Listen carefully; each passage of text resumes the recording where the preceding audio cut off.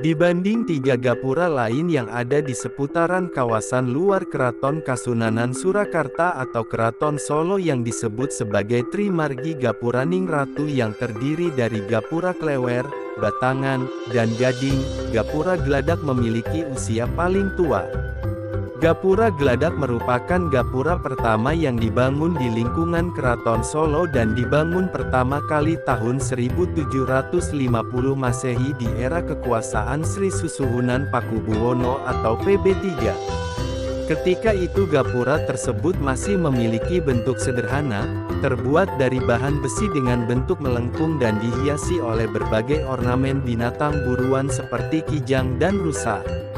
Pada masa tersebut, di belakang gapura terdapat lahan yang cukup luas dan sering digunakan sebagai kandang binatang hasil buruan. Jika ada keperluan, binatang-binatang tersebut akan disembelih.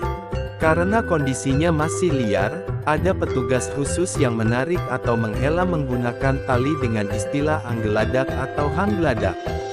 Dari kegiatan inilah kemudian muncul penamaan Gapura Gladak. Dalam perkembangan berikutnya, terjadi perubahan desain besar-besaran pada tahun 1913 Masehi, sebagai tanda tumbuk yuswa atau peringatan ulang tahun Sri Susuhunan Pakubuwono PB 10 yang ke-48 tahun atau 6 Windu. Setelah itu ada pembaruan lagi pada tahun 1929, untuk merayakan ulang tahun Pabubuwono 10 yang ke-64 tahun atau 8 Windu dengan gaya arsitektur sebagaimana yang terlihat saat ini. Desainnya menggunakan bentuk candi bentar dengan hiasan lambang resmi Keraton Kasunanan yang dinamakan Radia Laksana. Baik di sisi kanan maupun kiri gapura, semua memiliki ornamen tersebut dengan kombinasi warna yang cukup mencolok. Dalam bahasa Sanskerta, Radia mengandung arti sebagai kerajaan atau negara. Sedangkan Laksana mempunyai makna sebagai identitas, karakter.